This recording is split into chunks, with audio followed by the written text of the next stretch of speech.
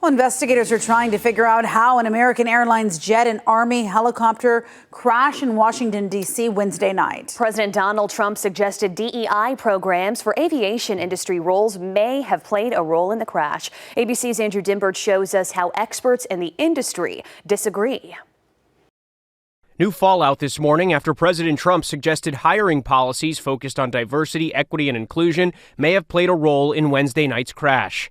It just could have been. A group within the FAA, another story, determined that the workforce was too white, that they had concerted efforts to get the administration to change that and to change it immediately. Trump also claiming that under the Biden administration, the FAA pushed for the hiring of people with disabilities.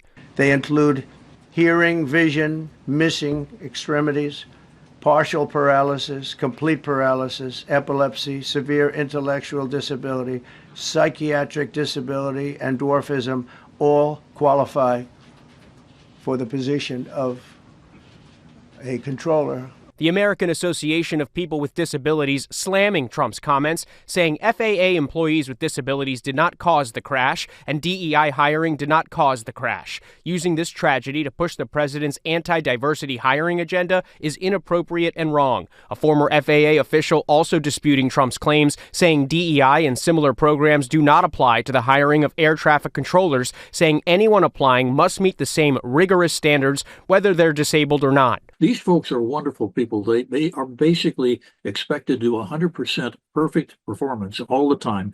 Federal policy for hiring qualified people with disabilities dates back to 1973, and in 2003, the Bush administration directed federal agencies to commit to equal opportunity regardless of race or disability. Then, under the first Trump administration, the FAA released a workforce plan saying it would continue to promote and support the hiring of people with disabilities and targeted disabilities.